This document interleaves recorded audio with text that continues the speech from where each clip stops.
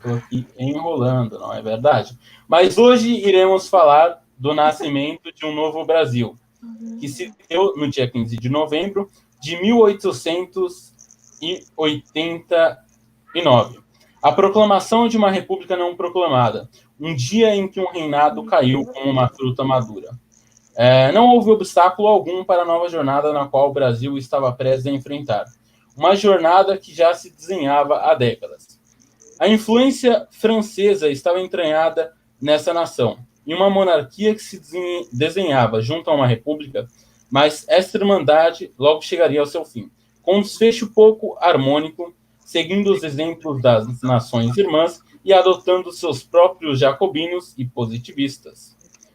Nossa história se marcaria pelos escândalos financeiros, arroxo salarial, clientelismo, aumento dos impostos, regimes oligárquicos, coronelismo, repressão aos movimentos populares, desvio de verbas, impunidade, fraude eleitoral, fechamento do Congresso, estádio de sítio, crimes políticos, confronto entre governos civis e governos militares, alternância do poder de forma equivocada com um governo devastando as obras dos governos anteriores. Seria essa evolução almejada ou um retrocesso à pátria? Curiosidades, desfecho e motivações. Hoje falaremos de um dos períodos mais polêmicos, não apenas da nossa República, mas de nossa história. Hoje falaremos da República Velha. Antes de começar esse debate, eu gostaria de expor os temas centrais desse debate, sendo eles um apanhado geral, os governos de Prudente de Moraes, Campos Salles e Rodrigo Alves. Posteriormente, falaremos do derramamento de sangue, com as principais revoluções da época, seguindo pela política do café com leite. Rodrigues Alves? Eu falei errado? Você falou Rodrigo Alves. Me perdoe, Rodrigues Alves. Um grande conservador, inclusive. Sendo um paulista, você deveria saber. É um péssimo conservador. Então, a gente vai falar dos governos depois de Afonso da Pena, Nilo Peçanha, Hermes da Fonseca e Venceslau Braz. Um grande paulista, diga-se de passagem, né? Tenentismo e um golpe arrependido. Encerraremos esse ciclo. Nós teremos os governos finais de Delfim Moreira, Epitácio Pessoa, Arthur Bernardes e Washington Luiz, outro paulista aí, né? Depois de muitos anos. Então, sem mais delongas, vamos ouvir aqui o excelentíssimo professor de História e mestrando em Filosofia, Júnior Rangel. Primeiramente, boa noite a todos que estão assistindo. Muito obrigado pela oportunidade de estar aqui. E, em segundo lugar, em se tratando de República Velha, é importante que nós tenhamos em mente que o apanhado que se faz daquilo que é a República Velha contempla dois períodos históricos, né, muito bem divididos, que é a República da Espada, foi um primeiro momento de governo dos militares positivistas, e o período mais extenso, que é a República do Café com Leite, que é uma modalidade oligárquica de governo, né, uma república oligárquica, que durou bem mais tempo que a República da Espada, tem também bem mais especificidades, né, e que se caracteriza principalmente pela concentração de poderes nas oligarquias estaduais. Então, é um federalismo avessado, como diria o Boris Fausto, né, um federalismo às avessas. Alexson? Então, de fato, como o Rangel falou, como é que se pode dizer, dessa divisão da República Velha, os primeiros anos da República elas foram marcados por basicamente duas ditaduras, uma mais fraca, mais branda, e outra mais forte, que no caso é Deodoro, no começo, que foi de 1889 até 1991, e tem uma ditadura mais forte, que até quando deu um apelido, um alcunha, na realidade, ao Floriano Peixoto, que era o Marechal de Ferro, e foi uma ditadura mais que ele repreendia mesmo com muita brutalidade toda e qualquer revolta que ocorria durante seu governo. Um governo ilegítimo, a princípio, porque com a saída de Deodoro ele não tinha o direito de assumir, mas mesmo assim continuou no poder, né? Só vindo a sair em 1894 para que Prudente de Moraes pudesse assumir a presidência. Então, algumas dúvidas surgindo aqui nos comentários falando sobre o Floriano Peixoto. Os nomes que eu falei são dos temas centrais dos debates. A República da Espada a gente não vai tratar muito aqui, né? A gente vai pegar um apanhado mais para frente de 1894 até 1930. Um pouquinho antes da Revolução de 30. Exato. Então, é isso. Eu vou falar um pouquinho aqui também do apanhado geral, que é um tema muito interessante da história do Brasil, né? Cheio de revoltas, com as revoluções, sangue, onde os militares tomam o poder, derrubando o império. Depois, os próprios militares perdem força dentro do golpe militar que eles trouxeram de um governo que era militar, mas que toda hora os militares queriam dar golpes dentro dos golpes e trazer... É complicado, entendeu? Então, é um governo, um período histórico brasileiro muito controverso, mas que eu acho que tem uma importância no Brasil até de hoje, porque esses ciclos acontecem durante toda a história do Brasil. Não é apenas a República Velha que retrata o pódio das oligarquias, retrata as forças das pessoas querendo os militares no poder. Então, é um ciclo... Só um pouquinho aqui, que eu me recordei de uma coisa, a própria ideia de vice-golpista, né? Hoje a gente fala, seria o Mourão um vice-golpista, foi o Temer, por favor, se contenha, viu? Mas foi o Temer um vice-golpista. Essa ideia de vice-golpista vem desde o Vitorino, né? O Manuel Vitorino, que era vice do Prudente de Moraes, e que assumiu o poder, simplesmente trocou todo o ministério por florianistas. A gente vai chegar lá, mas eu estou dizendo que isso é uma coisa que remete aos dias de hoje também, essa ideia de que o vice e o presidente não se encaixam direito às vezes, e aí eles ganham essa alcunha de vice-golpista, né? É uma coisa dessa época também. Até porque, né, se você for olhar, não eram os partidos que definiam quem seria o presidente e quem seria o vice, né? Se juntava ali todo mundo ali, aí dizendo, fulaninho de tal vai ser candidato e fulaninho vai ser o candidato a vice. Então, muitas vezes esses vices não tinham essa ligação com o presidente e tudo mais, né? Só estavam ali porque foi escolhido para representar alguma coisa e foi. Sim, e na primeira oportunidade esfaqueavam o titular, né? Não estavam nem aí. Literalmente, né? Tivemos várias tentativas de esfaqueamento. Houve atentados. Falam muito na mídia do Bolsonaro ser esfaqueado, mas na República Velha a gente teve muitas pessoas sendo esfaqueadas, né? As garruchas não funcionavam nos atentados, então eles partiam para a espada, né? E aí tivemos muitos governantes aí esfaqueados. Então vamos já passar aqui para os primeiros presidentes aqui, né? O primeiro presidente civil aqui, e eu queria que o Rangel falasse um pouco. O primeiro presidente civil, que é o Prudente de Moraes, exatamente. O tal do vice-golpista, o Manuel Vitorino, é desse período, né? E o Prudente de Moraes, ele teve um governo tumultuado, né? Foi um governo breve, mas foi um governo tumultuado. E ele teve que enfrentar, por exemplo, os sertanejos de Canudos, né? A principal... o principal morte de estudos, uma né? vergonha até para o próprio governo federal, porque foram várias expedições que foram derrotadas por sertanejos mal armados e tudo mais, né? Então precisou de 4 expedições, né? E uma quarta expedição com um contingente de 8.000 soldados, 2 colunas de 4.000, mais alguns canhões, né? E uma covardia imensa para matar 30.000 civis. Até porque não ficou quase ninguém vivo, né? O próprio Euclides da Cunha relata essa vergonha histórica essa vergonha histórica do Brasil. Fora isso, ele também teve que enfrentar a Revolução Federalista lá do Rio Grande do Sul, né?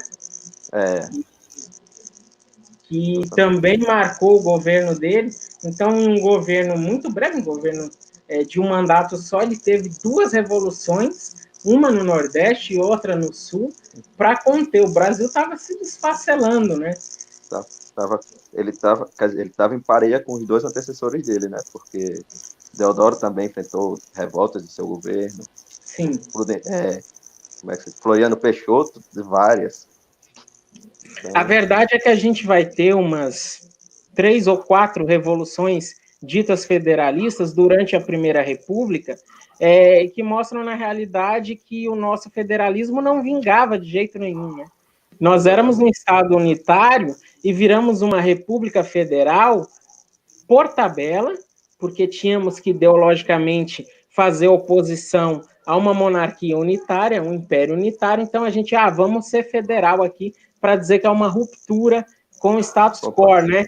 Mas era um federalismo maquiado, o federalismo de verdade não vingava, né? Por isso tantas revoluções federalistas, uma delas no governo Prudente de Moraes. O atentado. Alguém quer falar do atentado aí, Alexson? Não. Era conhecido, não, né? O cara que fez o atentado? Era um jacobino, né? Mas agora não me recordo nem nome. Eu sei que era um jacobino florianista. Que atentaram durante toda a República, né? São muitos atentados, né? Particularmente. Florianista é um inferno. Haviam vários, né? Bom, mas graças a esse atentado, a gente teve o primeiro vice-golpista, que foi o Vitorino, né? Ele assumiu em 5 de novembro de 1896, em pleno estouro da revolta de Canudos, né? Trocou todo mundo do ministério, né? Basicamente todo mundo do governo Prudente de Moraes por florianistas, né? Então, o Prudente estava em casa, estava se recuperando, mas escutava a todo momento: olha, o seu vice tomou tudo, já era, você não volta mais, né? Aí ele fala: poxa. E nem estava no fim do mandato, não, né? Foi logo no início mesmo, né? Na meiuca ali, né? Em março de 1897, quando ele retorna ao cargo, em novembro, lá depois do atentado, quando ele retorna ao cargo, ele tem que ouvir que tem 2 revoluções para ele conter, né? Então é meio complicado. Dá para ter pena, né? Do Prudente de Moraes. Tem hora que dá para ter pena dele, assim, porque ele representava, por vezes, um positivismo que não vingou e representava o retorno das elites agrárias, né? Eram sustentáculos do Império, perderam para os militares, né? E agora estavam voltando ao poder, só que com uma fantasia nova, né? Com uma roupa de republicano e o barrete frígio na cabeça, mas com as mesmas intenções, né? Usurpar o Estado como sempre. Mas vale ressaltar ainda que o próprio Eduardo Bueno, né, um grande historiador, retrata que dentre esse período, o governo do Prudente de Moraes foi até que mais tranquilo, apesar das revoltas, né? Apesar de ter deixado a economia do país em frangalhos, a forma de governo ali do Estado, a sustentação governista do Estado, foi resolvida durante o governo dele, né? Que não aconteceu nos governos de Deodoro e Floriano, né? Sim, ele entregou um Brasil bem mais pacificado, né? Mas entregou também um país bem menos populado, porque ele matou muita gente nesse período de estabilização, mas ele ainda entra para a história como prudente demais, né? Ou como o Boris Fausto vai apelidar de Biriba. Agora, a grande pergunta do dia é: o que é Biriba? Acho que não é um termo adequado aí.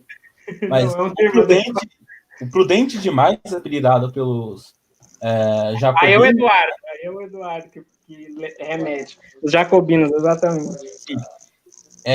Se tornou um pouco imprudente demais depois da volta ali do golpe, onde ele sai prendendo todo mundo, e a gente tem algumas coisas mais autoritárias novamente. No terceiro presidente da República, a gente tem um terceiro presidente ali que já tem um viés mais autoritário. Então, a gente teve um segmento de presidentes da República que ainda se viam na posição de imperadores, né, que eram autoritários. Até os mais desconhecidos, quando as pessoas pensavam, esse vai dar certo, chegava um cara e mostrava o autoritarismo que tem presente nessa época. Né? Sim, sim. O próximo presidente, que não entra para a história como autoritário, mas que entra para a história como o cara que fundou a República do Café com Leite, é o Campos Salles, né?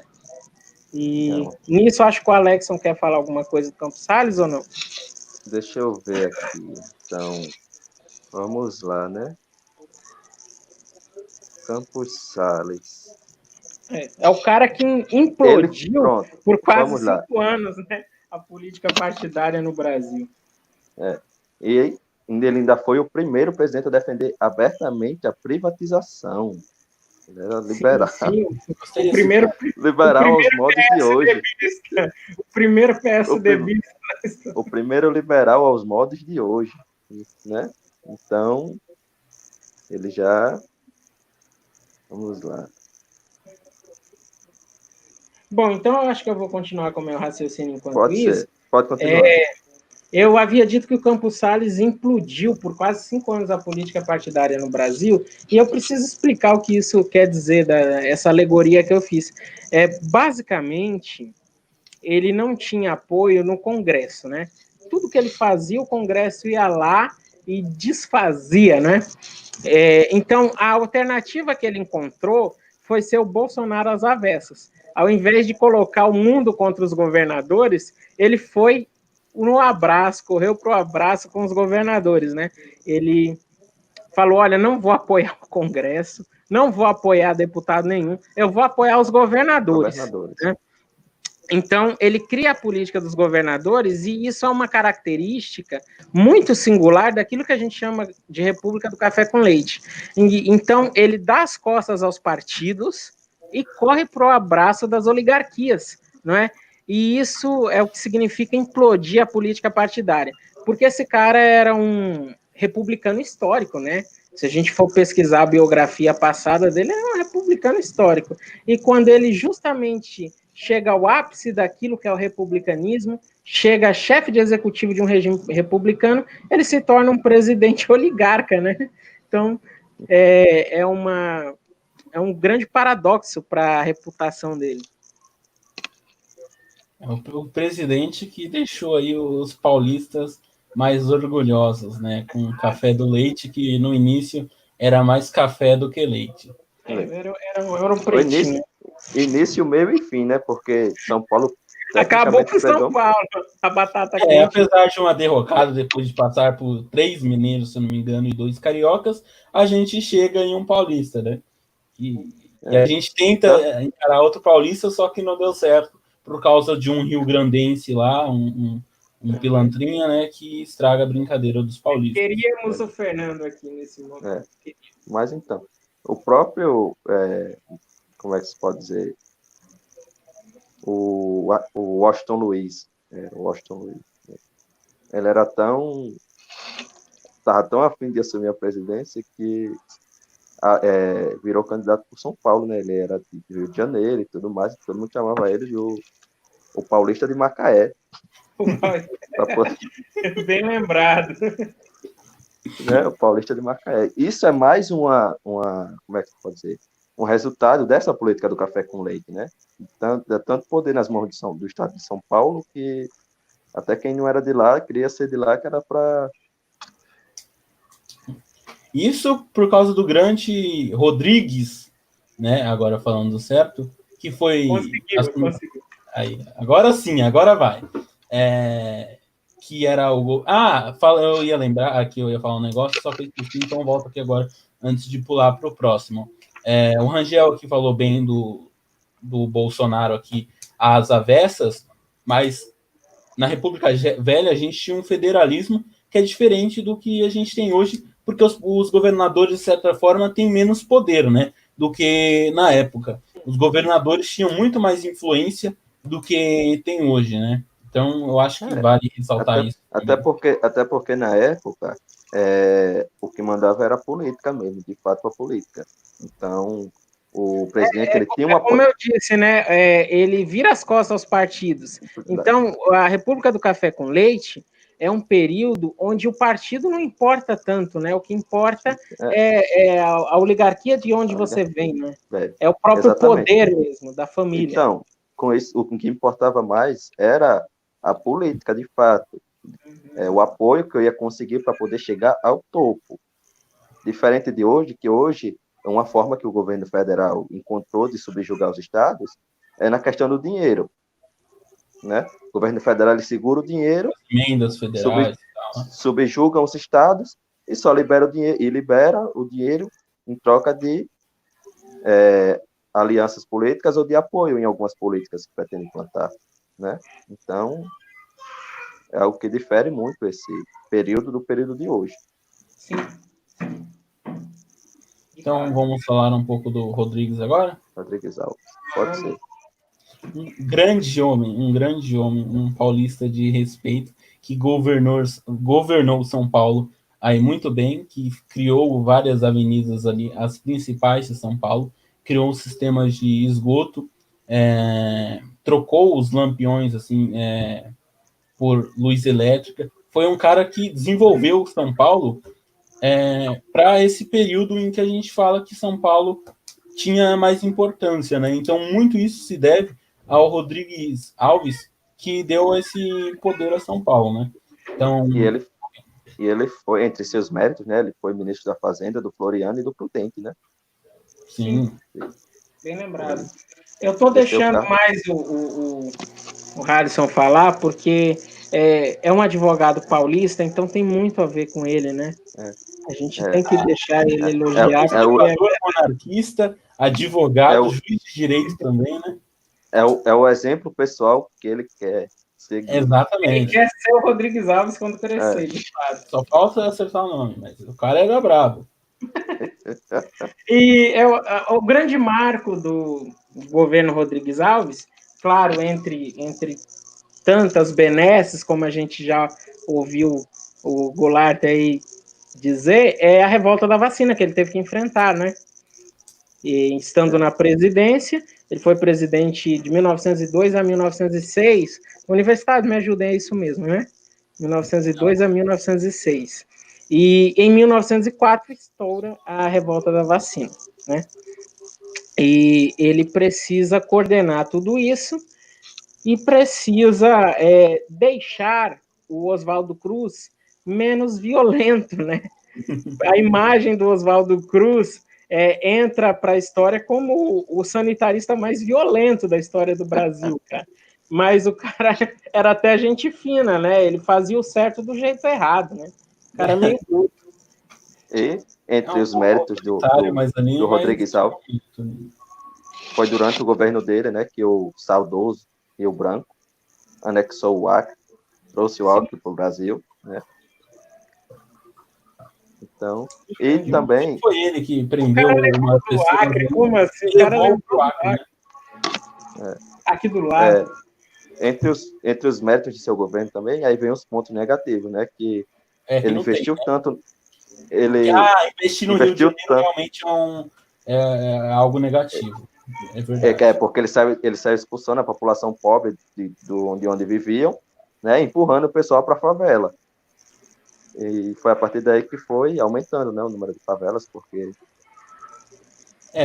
para fazer as obras ele deslocava a população, né, e naquele tempo, uma das falhas do governo da República Velha é que ele não ligava para ninguém, era só para as elites, né?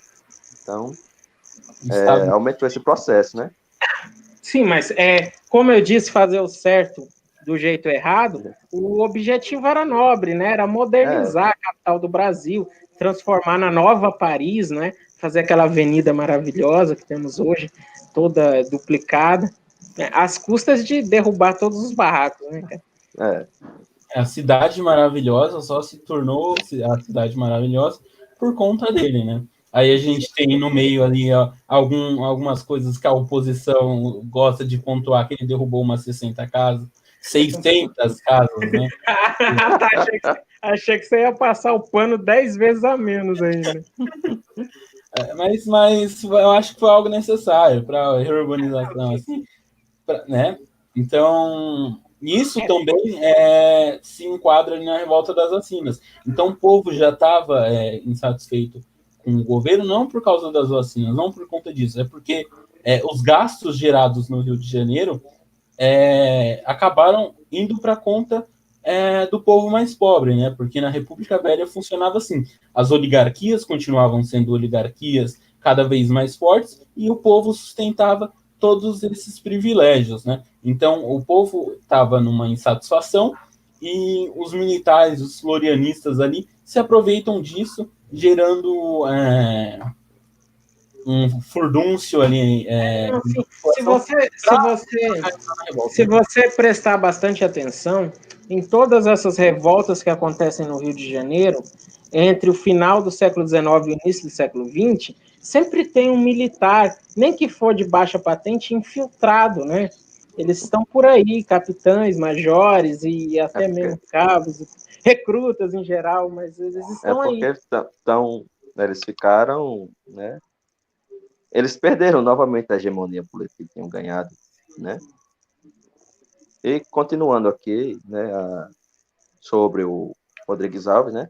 Durante o final do mandato dele, houve o convênio de Taubaté, né, que foi um tratado assinado por Rio de Janeiro, São Paulo e Minas Gerais, onde lançava as bases políticas da valorização do café, onde o governo federal compraria o excedente do produto, coisa que viria a se perpetuar durante muitos anos, até depois da era Vargas e tudo mais, quando aquele período da crise de 29 em diante, né? O governo fez muito. O governo, o presidente da República comprava sacas de café para aumentar o preço do café, né? Então eles compravam um café, o próprio governo brasileiro estocava esse café para aumentar o preço do café. Então era um favorecimento às oligarquias, que em troca davam poder aos presidentes da República. Então, era o jogo perfeito, né? E o Afonso Pena vai fortalecer isso, que eu acho que é o nosso próximo presidente, né? Estou certo? Estou bem na pauta aí? Ou não tem Afonso Pena na nossa pauta? A gente tem, mas seguindo a ordem aqui, a gente tem as revoltas, né? Mas vocês querem abordar mais alguma coisa assim? Porque a gente já falou da... Não, eu só ia falar a respeito do Afonso Pena, porque tem uma frase do Afonso Pena que é repetida na contemporaneidade com outro contexto, que é aquela frase dele épica de política faço eu, né? Política faço eu, a Constituição sou eu, etc. e tal, mas não vou entrar nesse mérito. O que eu quero dizer é que o Afonso Pena é o marco para o início do desgoverno daquilo que foi o café com leite, né? Ele colocou um monte de ministro aí na casa da nossa idade aí, jovens, né? 27, 30 e poucos anos, sem experiência nenhuma, sem caráter técnico nenhum, entendeu? Compôs um ministério inteiro só com filhos de oligarcas, né? E, novamente, sendo Campos Salles II, dando as costas ao partido político, e a imprensa desceu no pau, né? Chamou de jardim. O Correio da Manhã, cara, chamou o ministério dele de jardim de infância, né? E aí foi em resposta a isso que ele deu a famosa entrevista do Política Faço Eu não preciso de ministros para fazer política, eles estão lá para ocupar cargo, mas eu sou o presidente, tá ok? Mas isso era muito feito. O ministro era mais só para ocupar mesmo. O Getúlio, quando foi ministro da Fazenda, ele era apenas um fantoche, uma marionete ali. Ele não mandava em nada no ministério, né? Sim, exatamente. Então, vamos falar das revoltas. As revoltas. Então, acho que a gente já citou algumas, muitas, né, no decorrer da...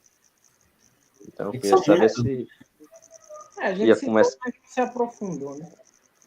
Vai voltar para o começo, Canudos ou... Acho que sim. Eu acho que Canudos, apesar da gente ter aquela armada revoltada ali em 1891, eu acho que Canudos é a primeira revolta de caráter social mesmo da República Velha, não é da Primeira República, porque... O resto era só descontentamento político, né? Sim, realmente. Foi uma revolta social, e a primeira delas, e foi uma revolta contra a instituição em si, né? Foram os primeiros que abertamente disseram: nós estamos contra a República em si, a instituição, o Estado de governo, né? A forma de governo. Então, a Armada se revoltava, por vezes, por mais ou por menos participação no governo. Apesar de ser totalmente monarquista, não era a bandeira deles. Agora, Canudos foi uma revolta que a gente pode dizer que foi monarquista em si. Foi uma revolta contra a República, contra o Estado laico e uma série de outras coisas, né, Alex? Mas isso aí só veio a se aprofundar depois que houve os primeiros conflitos, né, entre o pessoal de Canudos e o governo, até porque, de fato, a revolta se iniciou pelos caras terem levado... Madeira, não foi madeira? Ter perdido a madeira, pô. Os caras pagaram e não receberam. Os caras levaram calote. Eu tava procurando a palavra, calote. Os caras levaram calote, né? Lá. Assim então... nasce o capistão, né? Sim. De início, a gente pode dizer que eles eram anarquistas até, né? Depois, até porque o próprio Antônio Conselheiro, ele tinha um mais monarquista, né? Um viés mais monarquista e tudo mais. Apesar de que o pessoal em Canudos vivia era a utopia socialista, né? De fato, todo mundo era igual ali. A gente tem alguns outros exemplos comunistas, assim, por assim dizer, no Brasil, antes de qualquer outra revolução, como a Revolução Russa ali, que os comunistas entram no poder e tal. Exatamente. Então, o que é que se pode dizer? É importante dizer que foram 4 expedições no total que levaram peia de sertanejos desarmados, né? Então, assim, me orgulho do exército que temos, me orgulho de nunca termos perdido uma guerra, cara, e a camisa verde aqui não me deixa negar que eu amo essa pátria, mas o nosso exército apanhou 4 vezes sertanejos desarmados. Então, assim, é meio humilhante nesse sentido, né? E pegando o gancho do Alexson, a questão da revolta contra o Estado laico, né? Não é uma coisa... Tava bugando aqui, mas eu tô aí, não tô? Tá, é que eu tava arrumando um negócio aqui. Tá. Tentei ser discreto aqui, mas não deu. A revolta contra o Estado laico não foi o que mais irritou tanto as oligarquias ali da região Nordeste quanto o governo central, né? Para eles, esse negócio de Estado laico, Estado confessional, até que nem era um problema. O problema era se dizer... pode falar, Leandro. Não, até porque, pegando aí na sua fala, até porque no Brasil a igreja era subjugada ao Estado, né? Sim, então, o padroado já dava total poder. Total poder. Então, tanto fazia o Estado ser laico como ser confessional, mas a religião continuava subjugada ao Estado. Então, uma coisa... Exatamente. A nível de Nordeste, porque a Revolução estoura no interior da Bahia, a religião pesava, né? Porque o Nordeste era e ainda é muito religioso, né? A religião... Um dos últimos bastiões católicos do Brasil. Sim. Nordeste. Com muito orgulho para uns e não tanto orgulho assim para outros. Depende da bandeira totalmente. que se levanta. Então, parabéns para você. Depende da bandeira que se levanta, mas o importante é dizer, para o nordestino, religião ou catolicismo, propriamente dito, não é um componente social somente, né? É a base do comportamento social deles. Então, quando o Antônio Conselheiro diz, olha, o Estado laico é um Estado anticatólico, né? A gente sabe que, na realidade, não é propriamente dito isso, mas quando ele discursa dessa maneira, a galera vai junto, né? Ele reúne 30 mil pessoas, fala, você é louco, os caras vão acabar com a religião. Tem um filme que eu até vou indicar aqui agora, que é o filme Canudos, filme brasileiro excelente, apesar de dar uma fugidinha ali da história, né? Porque Tem que ter puxado um mais pro romance, né? um romancezinho ali, mas mostra muito bem a realidade, como aconteceu, o fato, e o Antônio Conselheiro, ele cita, bem no início do filme, né, que ele é contra o Estado laico, contra a República, porque a República separou o Estado da Igreja, implantou o divórcio, o casamento civil, entre outras diversas coisas, ele cita. Até porque o governo estava cobrando imposto dos sertanejos. E ele deixa isso bem à mostra no filme, né? Imposto é roubo. Eles eram ANCAPs. Cara. Uma cara. Mas como diz o Eduardo Bueno, né, citando aqui mais uma vez, em seu vídeo sobre Canudos, o Estado não dava nada, mas queria algo do pessoal, né? Então, fica meio Aí se complicado. formam os primeiros ANCONs, né? Que são os anarcos-comunistas. Comunistas. Muito bom, muito bom. Que analogia excelente. Não é maravilhoso? Analogia. Que isso? Acho que a gente. Eu tô ao vivo, eu esqueci que eu posso ser processado aqui. Então a gente está em Canudos, dando o contexto geral aqui. Uhum. Tem as insatisfações ali populares com os impostos que eram cobrados.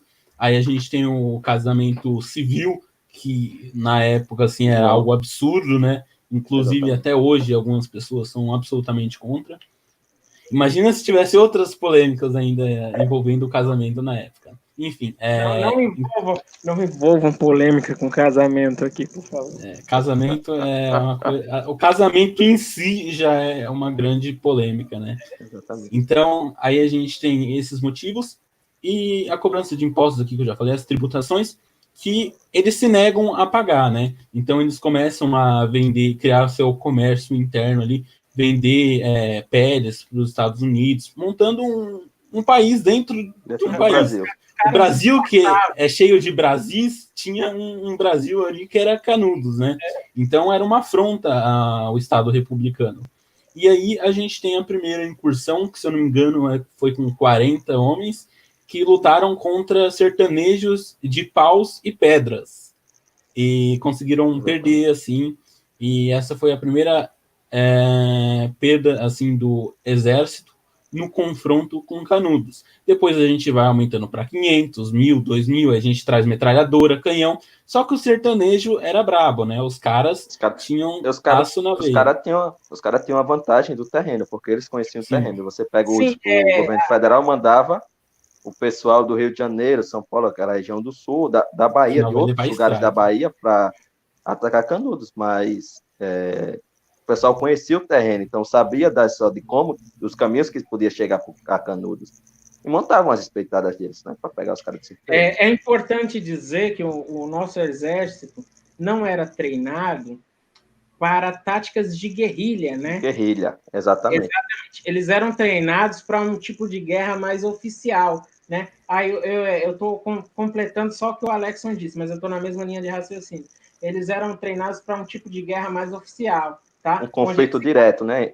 Onde eles choque direto entre duas forças. Do outro lado, militares do outro lado, seguindo basicamente o mesmo código de ética, com os mesmos armamentos e as mesmas técnicas, né? E a guerrilha é diferente, a guerrilha vale tudo. A guerrilha vale, por exemplo, pegar na covardia os caras por trás, igual acontecia muito no meio do mar mesmo, né? Então eles estavam esperando alguém com uma bandeira levantada dizendo: olha, esse é o exército que vocês vão enfrentar, por favor, se organizem para lutar. Não era assim, né? Os caras pulavam de cima das árvores, em cima deles, eles não estavam preparados para isso. O exército brasileiro não é bom com guerrilhas, né? Assim como o exército estadunidense, né? Que levou aquela lavada lá no Vietnã, quando eles lutar, né? Com guerrilheiros, eles não conseguiram, cara. Eles tiveram que fugir. E assim como ocorreu com o Lampião, entre quando o Estado armou seu inimigo, também ocorreu em Canudos, né? Que das diversas tentativas frustradas que o exército teve, o pessoal saía correndo ou morria, e os caras iam lá e pegavam as armas que os caras deixavam caídas no chão. Um canhão ali, outro fuzil ali, Um fuzil ali. Umas muniçãozinha aqui, outras lá. Toneladas de munições, assim. Eram muitas munições. Inclusive, a segunda expedição, se não me engano, foi a que deixou mais. Porque logo de entrada, o chefe da organização, não lembro se era o capitão. Depois pesquisem o nome do capitão. A segunda expedição. Vou deixar na descrição. Ele foi ferido à faca, né, se eu não me engano, e simplesmente mandou todo mundo abandonar. Tipo, me feriram, por favor, me levem embora. E todo mundo saiu e deixou as coisas. Foi um banquete, assim. Então, quando vem a terceira expedição, ela apanha porque eles estavam muito bem unidos mesmo, né? E eles já sentiram, na segunda expedição, que dá para amedrontar os caras, porque eles nunca viram o exército correndo tão covardemente. Então, a terceira expedição, esses caras estavam armados e estavam com sangue nos olhos. Vem o exército da capital e nem esses conseguem detê-los. É porque foi uma sequência de erros, né? A gente tinha a primeira incursão ali que chegou uns 40 caras e falaram, vocês não podem mais ficar aqui, e é isso. Os caras levaram um cacete e foram embora para casa. Depois teve a segunda expedição, os caras correm de novo. Então você já deixa os sertanejos ali mais armados. Na terceira expedição, os caras já estavam putaços, os republicanos. Então eles queriam de qualquer forma acabar com Canudos. E aí tem o maior desastre, né? Que é a cavalaria entrando dentro de Canudos, e debatendo ali com as vielas pequenininhas, e não conheciam o lugar, e acontece um pequeno massacre ali dentro, e o exército republicano falha novamente, deixando mais armamento para esses caras, né? Completando aqui o que o Júnior falou, eu pesquisei aqui agora, quem liderou a expedição foi o Febrônio de Brito. Esse mesmo. Major Febrônio de Brito. Era o major, eu sabia, só não sabia. Major Febrônio de Brito, que liderou a segunda expedição. Esse cara aí. A terceira foi o Moreira César, né? Mais cagado. César. E a quarta foi o próprio ministro da Guerra, né? Sim. A quarta e última expedição, e a mais covarde delas, é responsável pelo maior crime de guerra dentro do território brasileiro da nossa história, né? Por sorte, né, que ainda não tinha sido decidido quais não seriam os crimes de guerra, né, ainda na época que ocorreu. Sim. A gente no meio dos historiadores, nós colocamos isso como um massacre, para não dizer que foi crime de guerra em si, porque ainda não existiam crimes de guerra.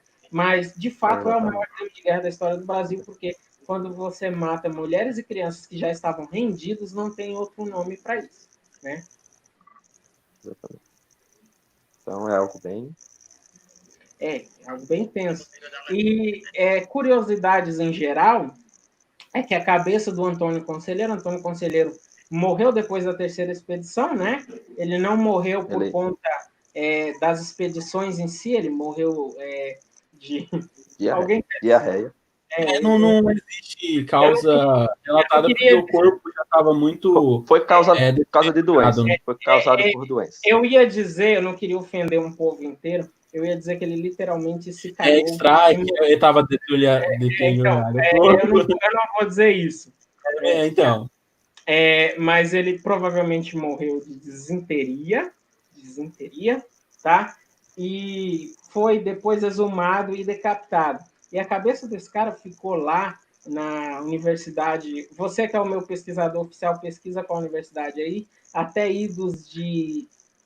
Me ajuda aí, até idos de 1969. Lá do Nordeste, onde foram pesquisar. Foi para Bahia. Foi para Bahia, não? Foi para Bahia. Foi para Bahia, a universidade. Foi para Bahia. Lá da Bahia. Foram pesquisar o cérebro do cara, né? Sim, e essa universidade pegou fogo, cara.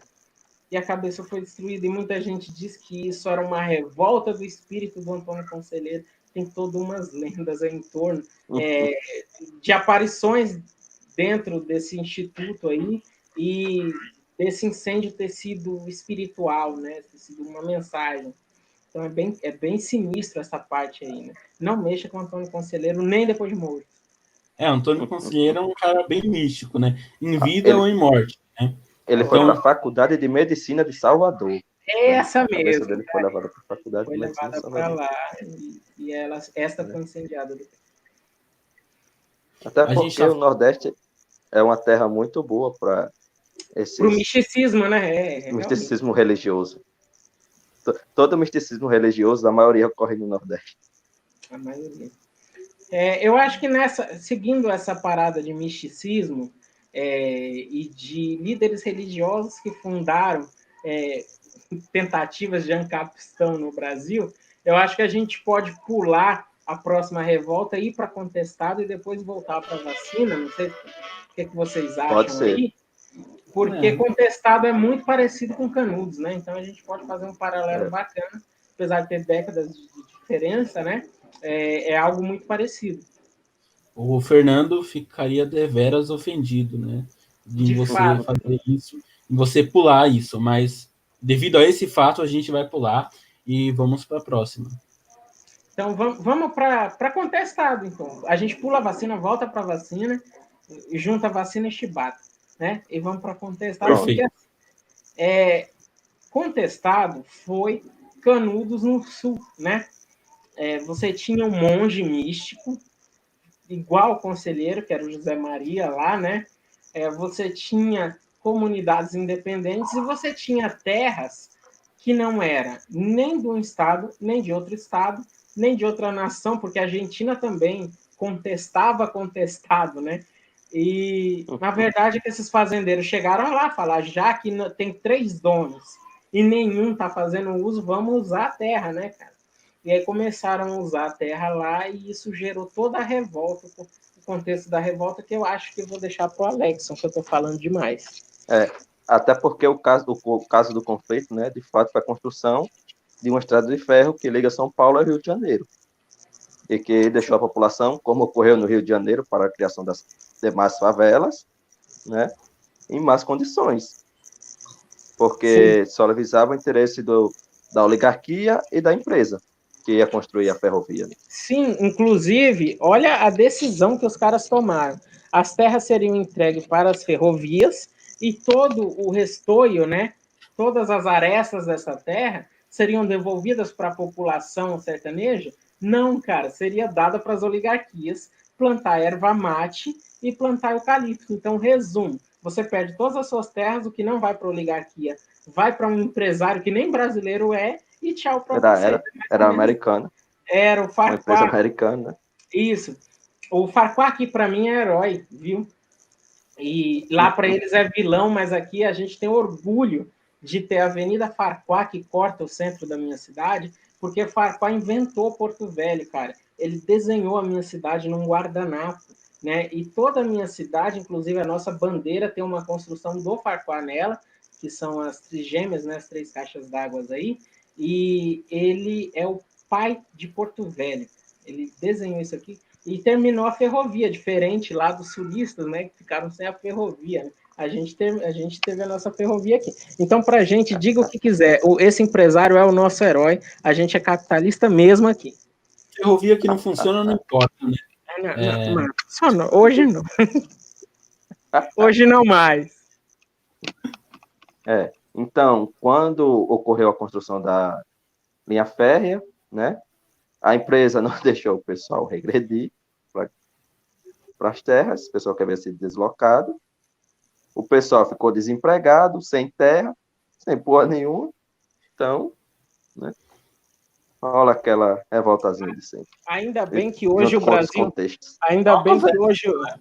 que hoje o Brasil termina todas as suas obras, não deixa nenhuma pela metade e não expropria ninguém sem indenizar, né? Então, São Paulo nunca fizeram isso.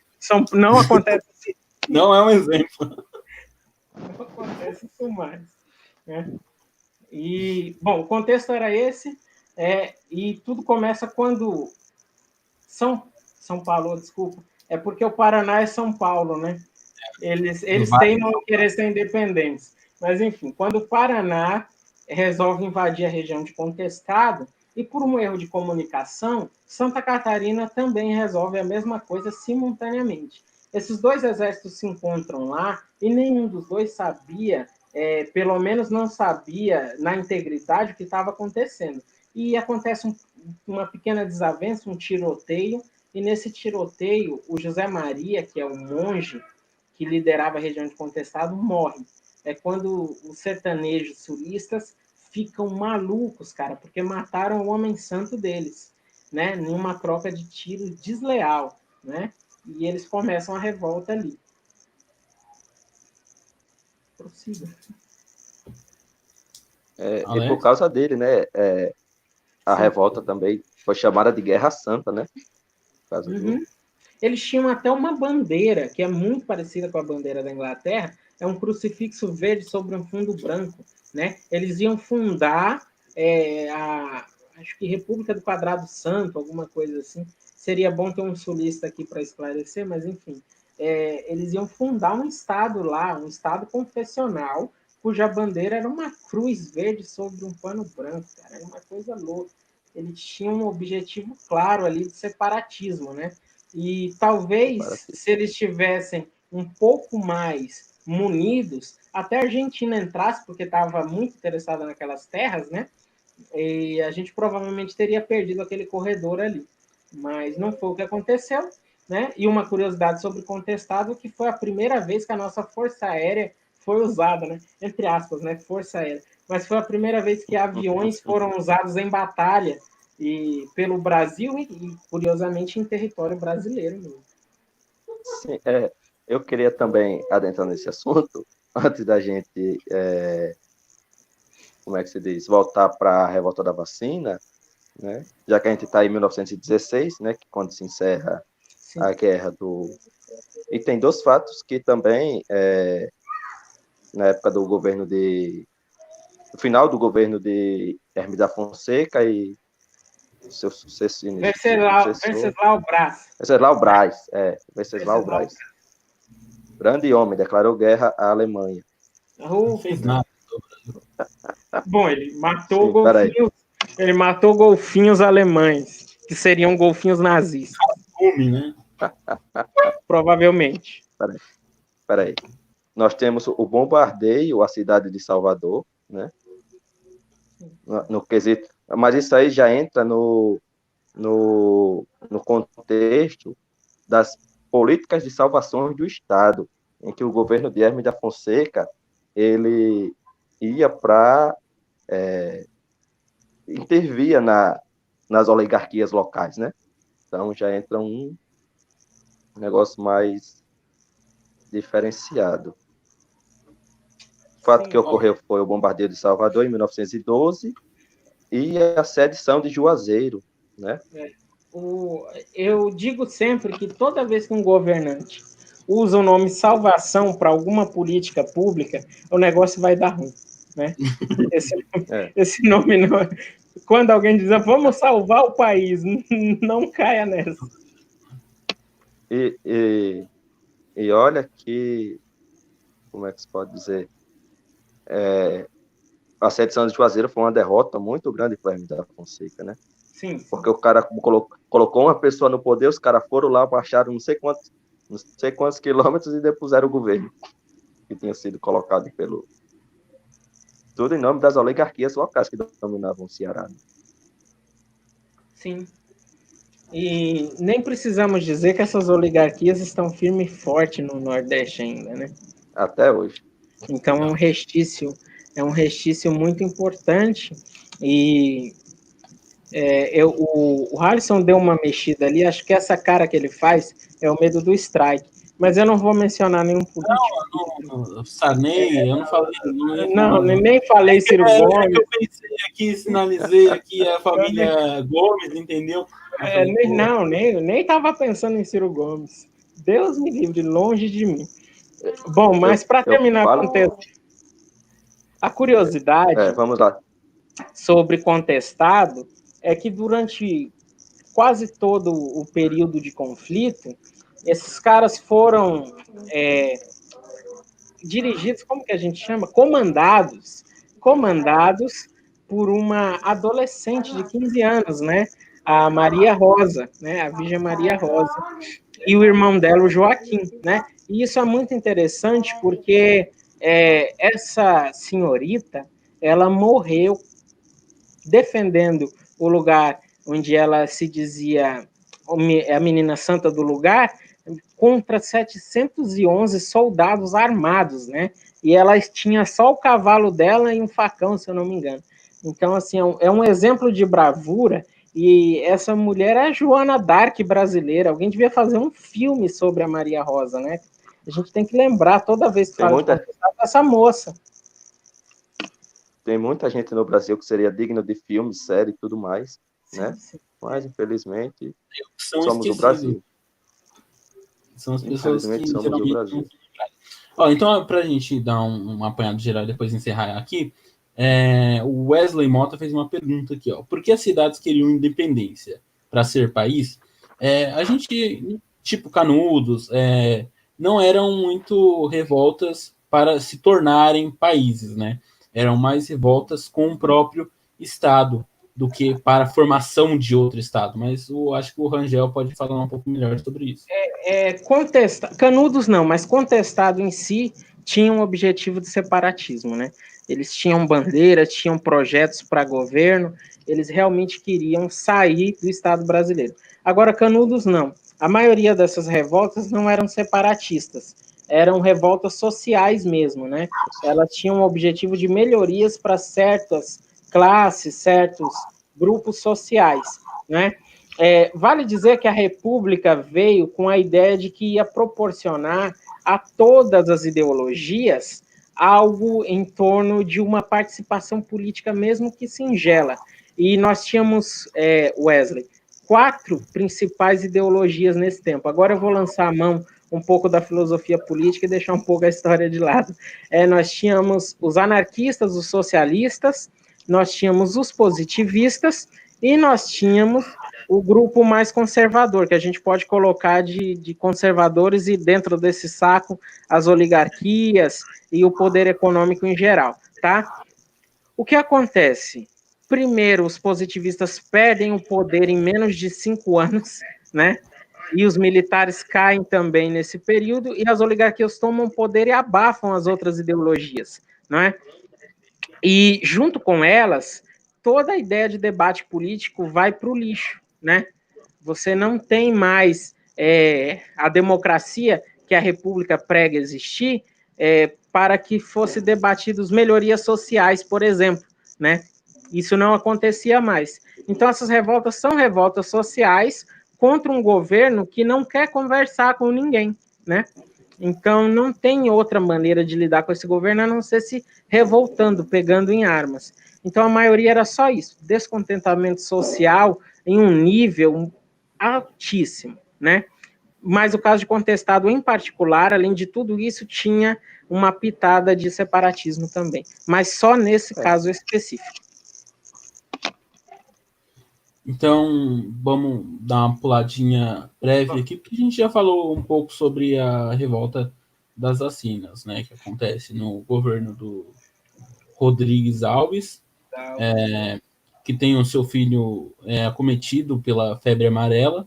Depois ele conhece o Oswaldo Cruz e eles saem nessa guerra santa aí pelas vacinas, né? Pela saúde.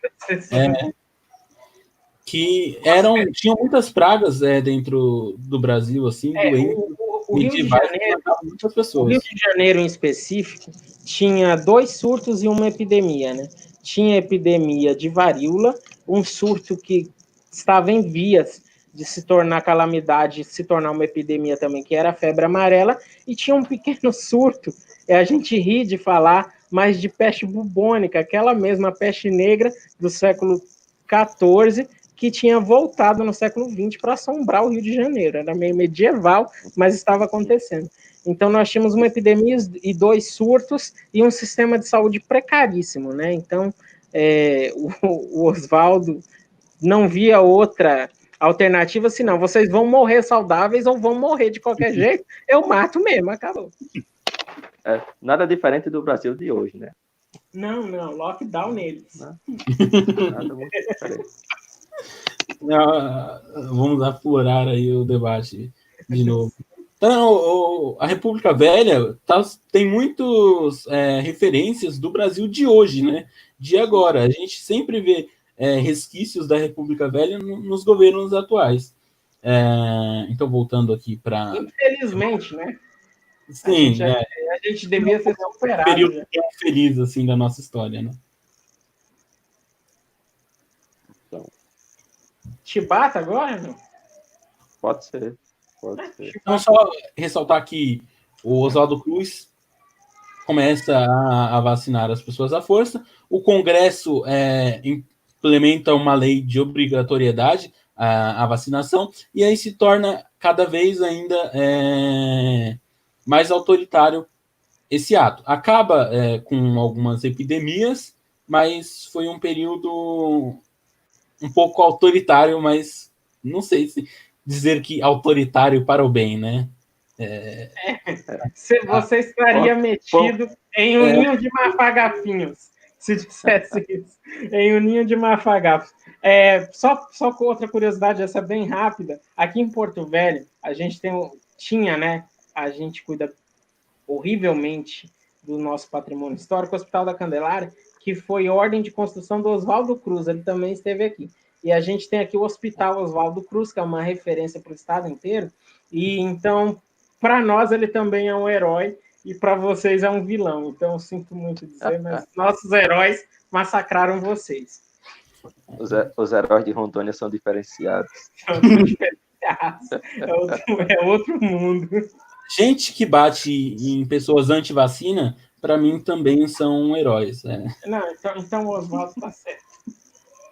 Tá certo. Super certo. Então, vamos adiantar, hein? Quem quer começar? Agora é Chibata, é? Chibata. Meu menino bateu aqui na porta aí lá. Voltamos ao fiozinho. Bom, a Chibata é mais uma revolta da Marinha, né? Ou como a gente chamava na época, Armada, né?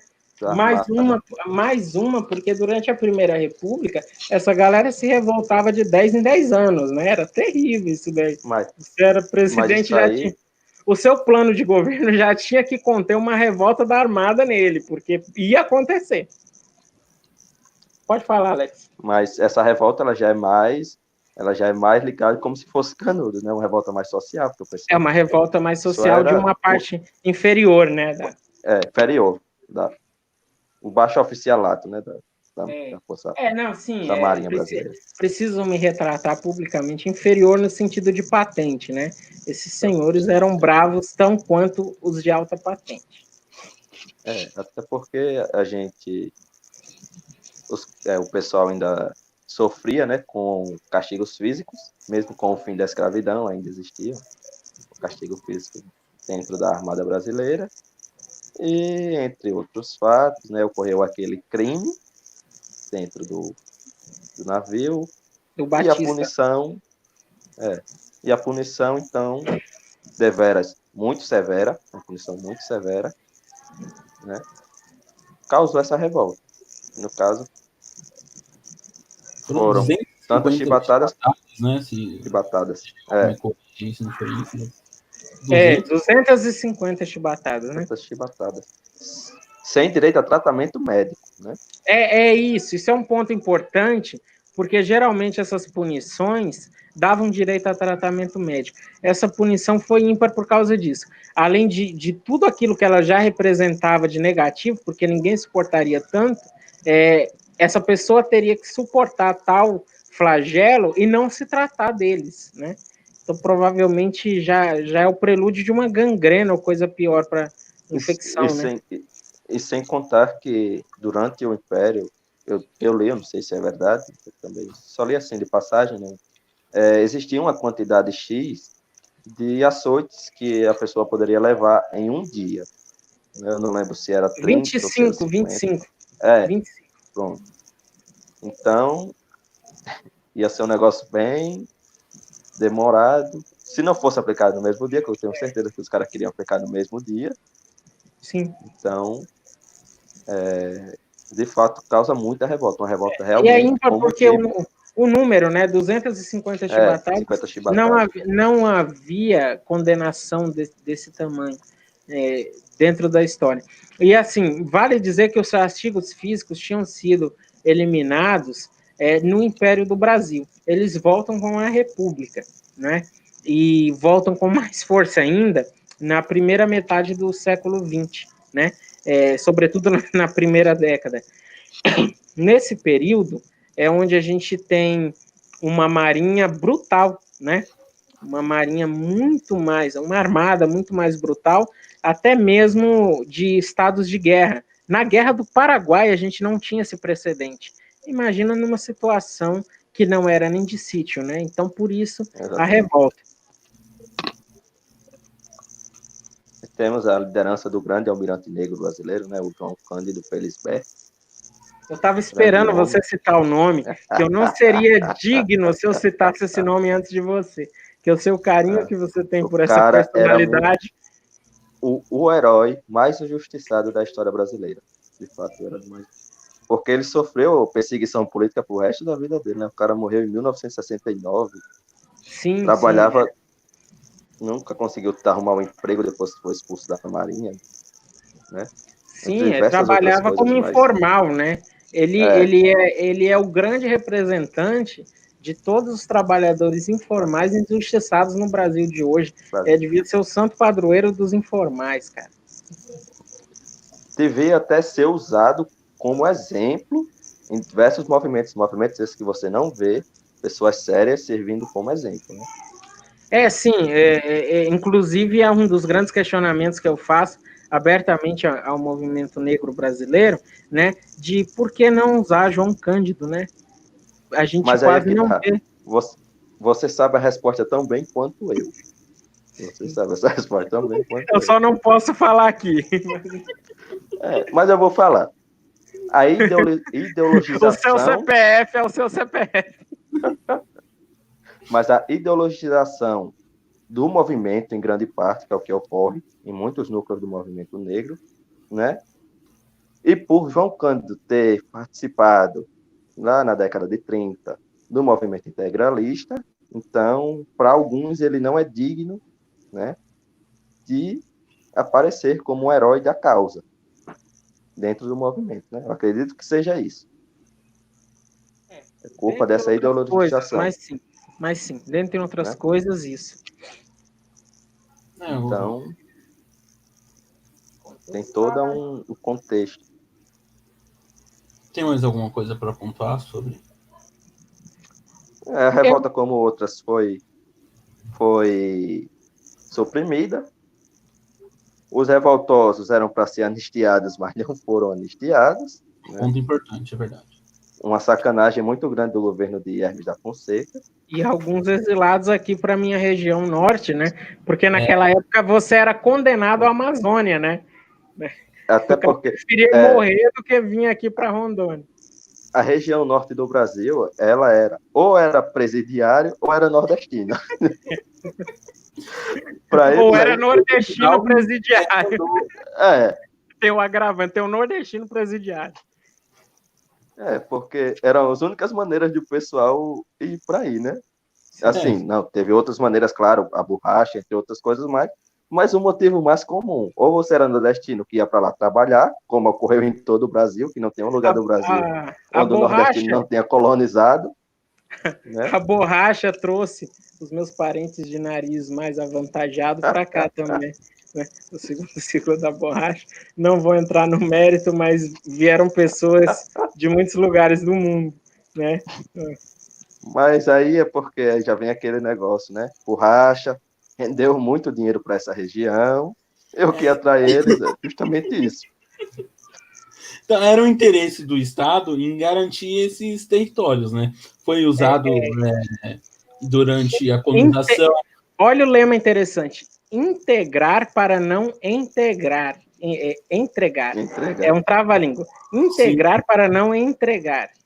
Era um tipo de política do governo, né? Aconteceu isso em todo o mundo durante vários períodos. A gente pode citar a Rússia, que conquistava os países ali do leste europeu e mandava pessoas da Sibéria para lá, né? E as pessoas, tipo, da Letônia mandava para as regiões mais afastadas da Rússia. Então, povoavam aquele território ali recém-conquistado com brasileiros natos, né?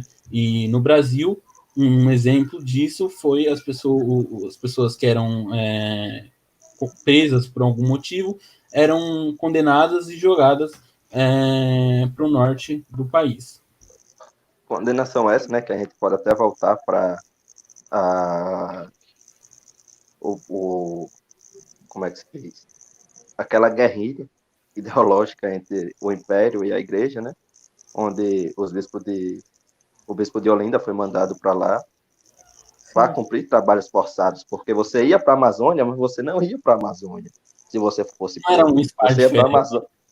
Você ia para a Amazônia fazer trabalhos forçados lá. Não ia só mandado para lá para ficar longe de tudo, né? Mas você ia para lá como preso para fazer trabalhos forçados nessa região. Então, né? Acho que para a gente voltar para o panorama, agora a gente tem que falar do Venceslau Braz, porque a gente terminou em contestado, né? O Venceslau Braz, além de enfrentar contestado, teve que enfrentar o respingo da Revolução Russa, né? E teve que enfrentar aquilo que foi a gripe espanhola também, né? Acho que no fim do governo dele ali, né? Ele governa o Brasil. Acho que governa o Brasil na época da gripe espanhola mesmo, né? Até 1918 aí. E ele teve que enfrentar essas duas coisas. A grande greve de 1917, que tentaria fazer a República Soviética do Brasil, né? Claro, de caráter socialista, e depois, já no fim do governo, teve que enfrentar a pandemia de gripe espanhola. E o Venceslau Braz, ele teve um grande... porque ele foi o presidente que mais viveu. O cara viveu quase 100 anos. É verdade. Porra. Sim, tem essa curiosidade mesmo, né? O cara foi presidente e ainda viu o golpe de Revolução de 30, golpe de 64, diversas outras coisas, né? Ainda, se vivesse mais um pouquinho, pegava o governo Costa e Silva. Olha aí. Né? A maravilha que foi o governo Costa e Silva. O ex-presidente que mais viveu, né? Ficou uns aninhos aí, tendo alguns benefícios. Ou seja, foi o que mais se decepcionou. Porque foi o que mais viveu. A níveis de Brasil é assim que a gente mensura, né?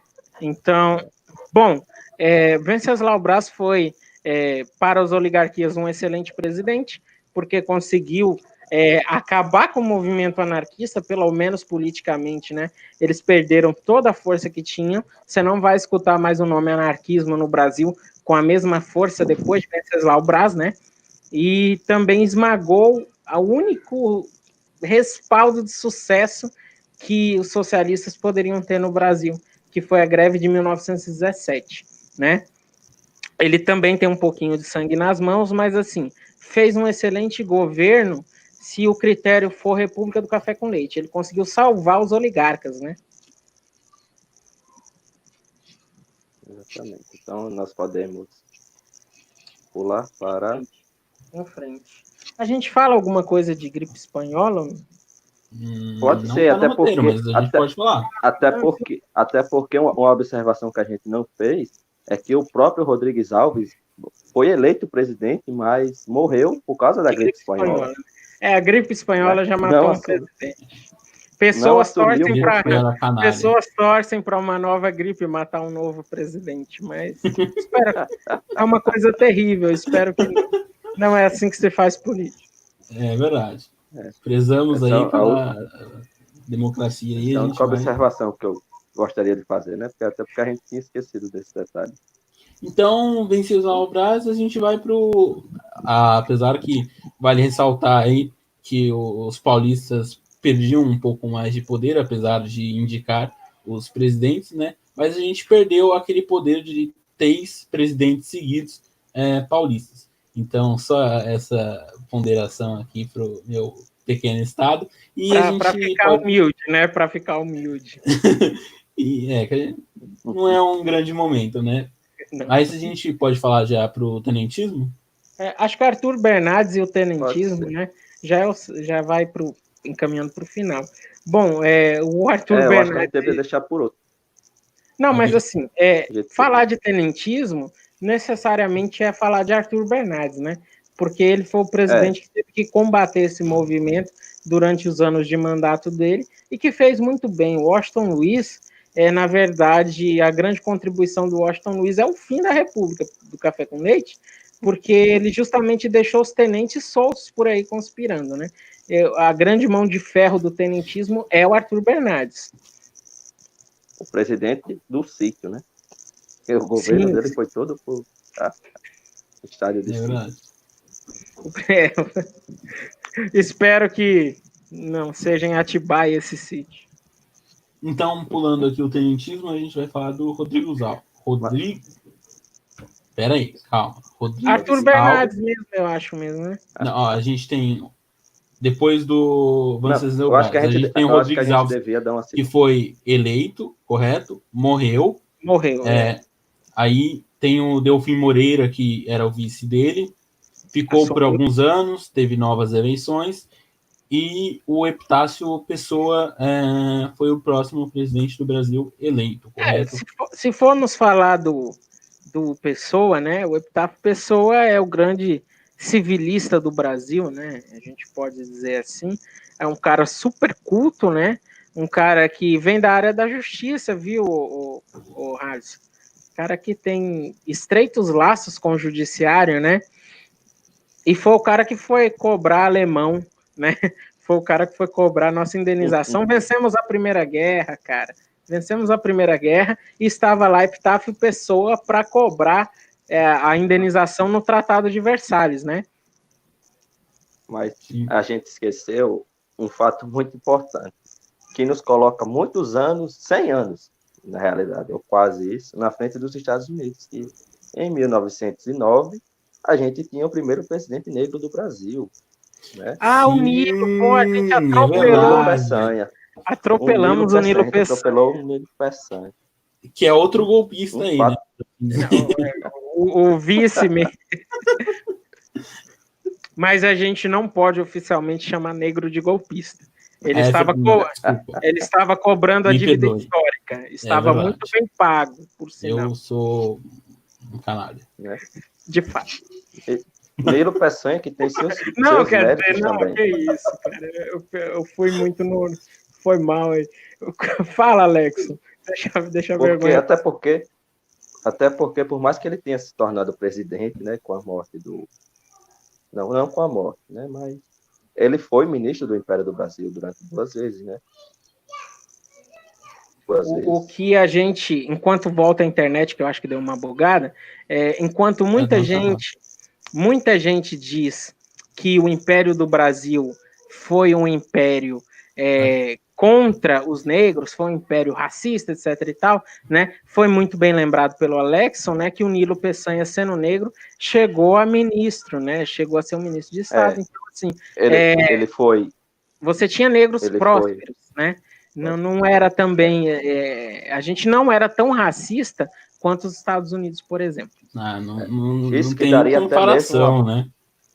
Isso que dá até uma próxima live, né? A gente falar Sim, essa ideia de racismo no Brasil que às vezes parece não vingar, né? Porque não tem tanto argumento assim. O racismo no Brasil... Pode falar. Não é que não tenha, mas é um negócio mais... não é tão institucionalizado quanto tão institucionalizado, Mas ele teve seus méritos, né? Ao contrário dos Estados Unidos, né? Os Estados Unidos, a gente tem uma guerra civil por causa disso, a gente tem opressão ali dos negros durante anos, né? E até hoje os Estados Unidos não é um dos países, assim, mais democráticos, assim, para a população. Mais exemplos negra, em relação a essa... Então a gente tem Afonso Pena, Nilo Peçanha, aí a gente já falou do Hermes da Fonseca e o Venceslau, correto? Ok, acho que a gente pode ir pro Arthur mesmo. Ou vocês vão falar do Epitácio? Acho que vamos tem a parte importante do Epitácio, que a gente vai com uma grande comitiva para a Europa, conseguir 2 benefícios, se eu não me engano, no tratado a gente teve uma dívida da Alemanha conosco, e também para a gente pagar uns navios alemães, que a gente deu um jeitinho brasileiro ali para pagar mais barato e a longo prazo 40 embarcações, se não me falha a memória. Como todo bom advogado, enrolou legal, né, cara? Mas não é isso? Chegou ali, enrolou e tal, ganhou vantagem, ainda pegou o que era pra gente pagar, virou dívida. Cara, o cara é membro do judiciário mesmo. Eu queria me retratar aqui por um H. Diga. Que eu fiz.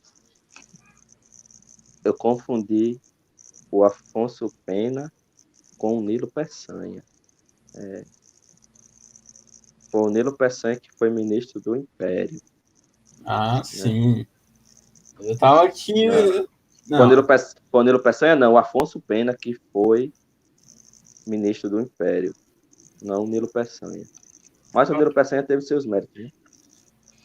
Sim, no período imperial ele também teve lá, foi um proeminente. Bom, então, tem mais alguma coisa do Epitáfio Pessoa pra gente dizer? Eu acho que é isso, né? Eu acho que eu tô muito ansioso para falar do Arthur Bernardes, é isso que tá transparecendo? Então, vamos para o Arthur Bernardes, vamos lá. É porque não tem muita coisa para falar do Epitácio mesmo, a gente tem a guerra. O cara já é um grande civilista, etc. Ele tá um cara culto e é mais ou menos isso mesmo. Né? Gente inteligente no Brasil nunca tem muito o que se dizer, porque eles não fazem muita coisa, né? O Temer ficou aí 2 anos, não deu tempo, né? De fazer muita coisa. O cara super inteligente também. A gente teve muitos advogados durante a República Velha, e estendendo todos os presidentes do Brasil, muitos foram advogados, muitos foram juristas, né? Então a gente tem bastante gente preparada no Brasil. Por que não dá certo? Aí é uma pergunta aí que é difícil de se responder. Mas gente diriam alguns que é porque o Brasil é o Brasil. É um bom... É um argumento, né? É um bom argumento. Então, Arthur Bernardes? Arthur Bernardes, e parece que perdemos o Alexson. Então vai falando que eu vou tentar resolver. Vamos lá. Eu vou começar falando e eu quero dizer também que eu sinto falta de um dos meus mais... Voltou, Alexson.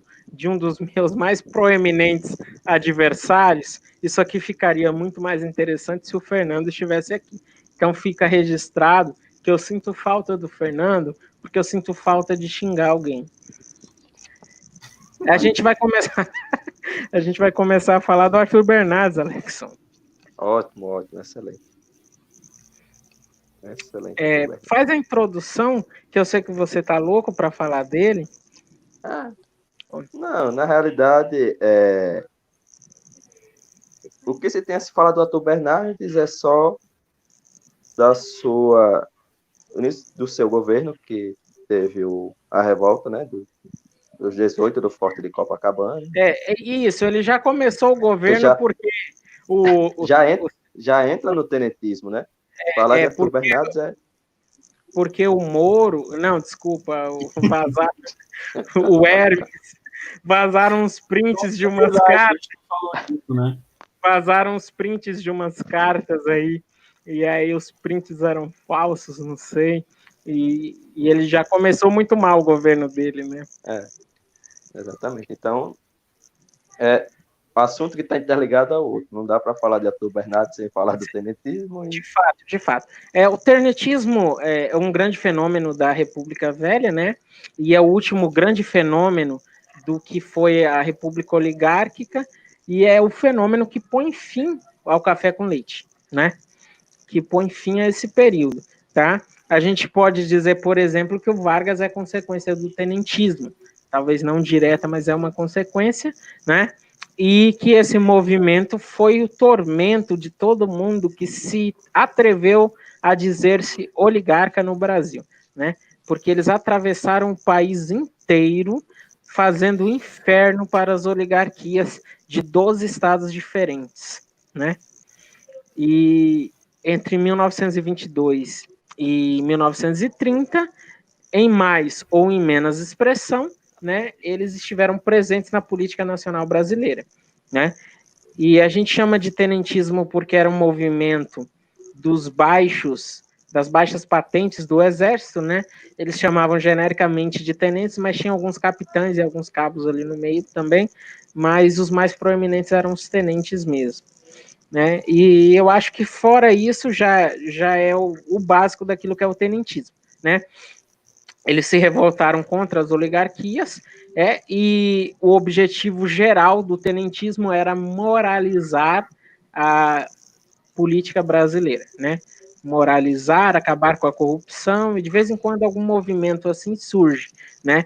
MBL. E se perde no caminho, MBL. Mais alguma coisa, Alex? O tenentismo se perdeu, né? Se perdeu com Carlos Prestes, né? Grande cavaleiro da esperança brasileira, que se aliou à Rússia, comunista e tudo mais. Né? Foi perseguido por cangaceiros, volantes, tudo que tinha jagunço, tudo que podia caçar. Eu ia dizer que eu vivi para ver, mas eu não estava vivo, né? Mas vivemos para ver o governo apoiar cangaceiro. Foi quando os tenentes passaram por lá. Os caras armaram lampião, só o inimigo do meu inimigo é meu amigo, armaram né? Lampião. Se for para ter vândalo no Nordeste, que sejam os nossos vândalos, que sejam os cangaceiros, né? Nosso, que a gente já sabe como lidar. Não, tá certo. Então a gente viveu para ver o cangaceiros governo. Esses que não lutaram contra as colunas Prestes. Não. Eles fizeram um teatro, talvez o mais digno dos teatros, né? Para ganhar fuzil. Como eu citei aqui, né? Na hora que a gente estava falando de Canudos e as colunas Prestes foram os únicos momentos que o governo armou seus inimigos. Sim, de fato, né? Vivemos para ver isso. Bom, o tenentismo tem 2 momentos, né, muito importantes. O 18 do Forte, que você já bem disse, que é o começo do movimento em 1922, tá? E aquela segunda revolta em 1924, que por coincidência também começa no dia 5 de julho, né? E que traz para gente a primeira grande revolta em favor da educação, né? Esses tenentes pediam a obrigatoriedade do ensino primário. Eu estou falando porque eu sou professor, então vou puxar a sardinha, né? Entre as pautas dele estava a obrigatoriedade do ensino primário. Pai que não leva filho da escola merece cadeia, né? E foram os primeiros que disseram isso, né? E eu quero dizer que pai que não deixa o filho assistir aula online também, tá? Porque tá baixa a minha adesão lá. Enfim, e eles também trabalhavam pela moralização. Então, assim, é um movimento bonito na teoria, né? Na prática foi um desastre, como tudo que visa o bem e a ética no Brasil, né? Tudo dá errado quando não se tem o apoio das oligarquias. Não, claro, é isso que eu estou dizendo. Quando se fala em ética, o movimento fracassa. Ou ele se vende de uma vez e fica de ética só o nome, né? Exatamente. Bom, eu acho que o Arthur teve que enfrentar aquela revolução de 1923 também, né? Que acho que era uma outra revolução federalista. Acabei esquecendo o nome aqui. No tempo em que a primeira vez que São Paulo virou alvo das bombas do governo federal. Foi esse momento mesmo.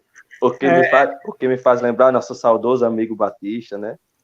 Ele devia estar aqui para ser humilhado com o Alisson, né? Não ser humilhado não, entendeu? A gente quase passou batido, Alexson. São Paulo levou bomba e não foi pouca. Porque vocês, canalhas, defendem ditadores, entendeu?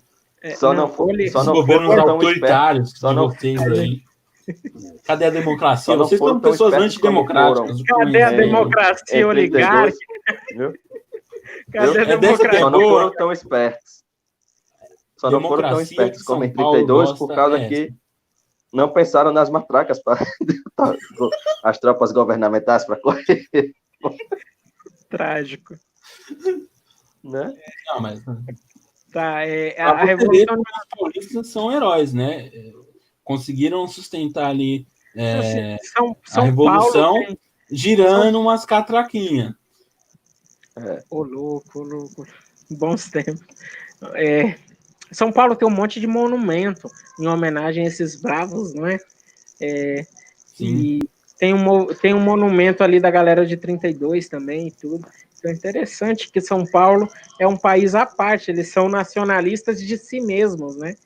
Então é interessante isso. O meu Brasil é o meu São Paulo, cara. Eles não estão nem aí pro resto. É porque eles, como dizem alguns, eles estão cansados de bancar o resto do Brasil. Fato. Ou não. Ou boato. Eu quero dizer aí que é capaz deles tocarem o hino do Estado antes do hino nacional. Eu vou mandar vistoriar as escolas aí. Não, a gente respeita o Brasil, tanto que a gente ajuda a nossa nação firmemente, todos os anos, entende? A gente cedeu o nosso melhor governador para fazer a reurbanização do Rio. A gente cedeu o nosso melhor homem para ajudar a capital do nosso país. A gente sempre está ajudando a nossa nação, entendeu? Nós somos patriotas. Ao contrário dos sulistas que querem ficar se separando. Eu pago imposto. Ó. Nós arcamos com o nosso... Eu acredito que nós, né? Completando suas palavras. Obrigado pelo subsídio que você dá a Rondônia, São Paulo. Você paga o salário do Júnior. Obrigado, Fundé. Mas, completando aí as palavras do Alisson, né? Ele dizendo que São Paulo cedeu algumas pessoas importantes, mas o Brasil também cedeu uma pessoa muito importante para cuidar da economia de São Paulo, né? Que é o Meirelles aí, né? Grande Meirelles. Mas chama ele. Todo grande brasileiro é um pouquinho paulista. Ele sempre cede um pouquinho da sua vida ali para viver em São Paulo. Então, você não pode reclamar que São Paulo só cede personagens importantes para o Brasil, mas o Brasil lhe deu a São Paulo um personagem muito importante, né? Mas também vocês têm que ajudar uma também, né? Não, tem que pagar alguma coisa aí em troca. A gente precisa, para encerrar a coluna Prestes, né, dizer que ela saiu com 1.800 homens, voltou com 600 e perdeu outros tantos lá na Bolívia e Paraguai, e no fim das contas não deu em nada, né? Só tacou fogo em meio Brasil e fez tumulto. Nada novo para Carlos Prestes. Ele achou que ele ia sair pelo Brasil e voltar com um contingente de 30 mil homens aí e derrubar o governo. É porque Carlos Prestes, ele é uma figura muito, como é que se pode dizer, muito controversa da história do Brasil. Igual ao senhor... Getúlio? Eu esqueci o nome. Não, Getúlio não. Eu esqueci o nome dele. José do Patrocínio. Uma figura muito controversa. Você nunca sabia o que de fato ele queria. Né? Às vezes a gente só quer ser feliz. Porque uma hora ele estava contra o governo, mas outra hora ele estava ajudando o governo. Então ninguém sabia o que de fato ele queria da vida dele. O monarquista mais republicano que o Brasil já viu. E o negro mais amante de uma princesa branca que alguém já viu também. Fale mal da Isabel pro José, para você ver. Então, aí, eu acho que o Prestes foi muito na onda do José Bonifácio, do José do Patrocínio, né? Falando em Prestes, para a gente encaminhar para o fim, o outro Prestes aí que já no governo... Foi eleito e não assumiu?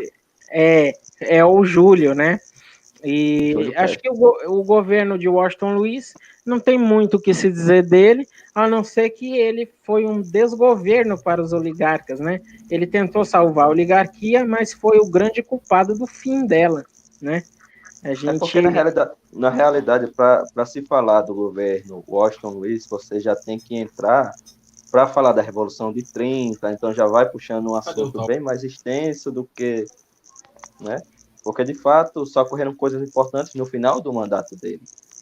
Então, para você falar, tem que prolongar mais o assunto. É aquilo que eu disse.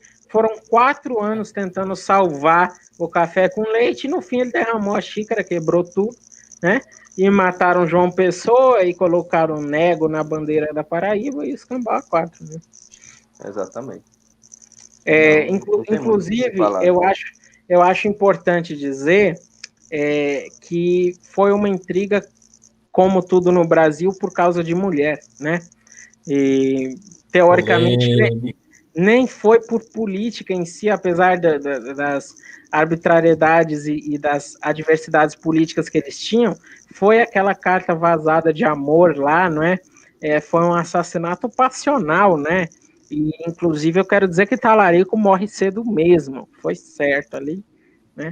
Na realidade, a mulher, ela é uma das figuras mais interessantes da história brasileira, porque diversas coisas ocorreram por causa dela, né? Até a nossa própria república foi fundada foi proclamada por causa de mulher. De uma mulher. Mulher é um ser forçado demais, já diria o filósofo contemporâneo Hubson. Eu acho que ele está assistindo hoje. Deve estar. Digita aí, mulher é um ser forçado demais. Como que vocês gostam? Eu, particularmente, gosto bastante. Não vivo sem. Então, não é nada muito diferente na história do Brasil do que na história mundial. Mas não mataria por causa de mulher, acredito que não, mas... Acredito que não. Não. Vai saber na hora. Vai saber, né? Vai saber. Mas, então, temos mais alguma coisa para... Acho que se encaminhamos para o fim, né? Terminamos falando do assassinato mesmo do João Pessoa, que desencadeou talvez um tema para outra live, que é a Revolução de 1930 e todo o contexto do governo Vargas, né? A gente já está numa linha tênue aqui entre a Revolução e a República Velha, e a gente não pode passar disso. Não, mas é porque é isso mesmo. O prego do caixão da República Velha é a Revolução de 1930, né? É onde eles lacram, selam um fim, Vargas dá a bênção e tchau para São Paulo. Até mais. Então, é isso. Alguém gostaria de falar alguma coisa? Não, só quero agradecer a oportunidade mesmo, né? Eu espero estar aqui mais vezes e poder compartilhar aí com vocês. Espero que o Fernando venha próximas vezes.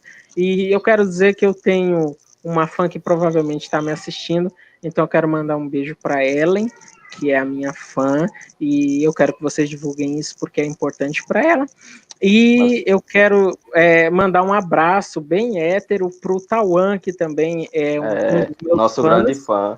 Nosso grande fã. Nosso grande fã, e ele me incomoda nos PVs da vida, e eu gosto muito dele, porque ele sempre me incomoda pedindo livros, né, pedindo citações, então é um rapaz estudioso, né? É porque ele é um rapaz prodígio que precisa de orientação, ele não tem essa orientação, então... ele tem. Né? E o Fernando é digno de um castigo severo por não levar a sério e instigar o rapaz a prosseguir com as investigações dele. A Camille aqui, que o Rangel conhece, pediu um beijo. Respondendo sua... Beijo para Camille também. Respondendo a sua questão a respeito do Fernando, eu acredito que sábado ele esteja aqui, apareça aqui. A gente se pega na porrada. Sábado ele estará aqui, porque vamos falar mal do governo. Então, a presença dele é garantida. Isso aí, ele é o primeiro a aparecer. Precisas de Marco Antônio. E eu trarei o meu pano bem encharcado para passar a live inteira. Eu tento passar pano, mas eu não consigo. Alex. Eu também não. Não, não tenho nada a dizer, só agradecer a quem assistiu, né? Então é isso, eu também gostaria de agradecer todo mundo que nos acompanhou, que assistiu mais essa live. E, aliás, parabenizar o Tauan, já citado aqui, que amanhã é aniversário do garoto prodígio, que completará seus 15 aninhos, não é verdade? Parabéns, Tauan. E receberá, eu só queria afirmar que receberá o seu tão sonhado presente, tão pedido presente, né? Ele vai receber. É um presente polêmico. O ECA não gosta muito. Então, para... Mas não é isso. Ele vai ganhar o ADM dele, que ele tanto pede. É verdade, o ADM. É verdade. Então, para finalizar, eu gostaria de citar é uma grande frase do Edmund Burke, que hoje é um cara da nova esquerda, outrora foi um conservador, né? E que minha visão se encaixa muito bem dentro dessa análise geral da República Velha, que é a seguinte frase: o uso da força tem apenas um efeito temporário, pode subjugar por certo tempo, mas não remove a necessidade de subjugar novamente, e é impossível governar uma nação que deve ser reconquistada eternamente. A República Velha se mostrou a necessidade de ser reconquistada eternamente, e por isso entra na história como um período não glorioso, né? E finalizando, agradecer a todo mundo. Eu vou finalizar então, desculpa, eu já tinha finalizado, mas já que é para citar alguém importante, eu quero citar Shakespeare, né? Aquela frase célebre dele: em que época vivemos onde cegos governam idiotas? Eu poderia citar, mas eu não vou citar, porque a frase que eu queria citar é muito polêmica. Polêmicas não é melhor deixar para a próxima live. A live de sábado aqui. Então, agradecer a todo mundo que nos acompanhou. Se você achou que esse conteúdo aqui agrega ao seu conhecimento, divulgue ele, por favor. Deixe seu gostinha aí, algum comentário, alguma sugestão. E é isso. Muito obrigado a todos. E sigam lá, né? E sigam lá nossa página do Facebook, nossa página do Instagram. Facebook e Instagram eu vou deixar aqui na descrição. Muito obrigado e até a próxima. Até a próxima.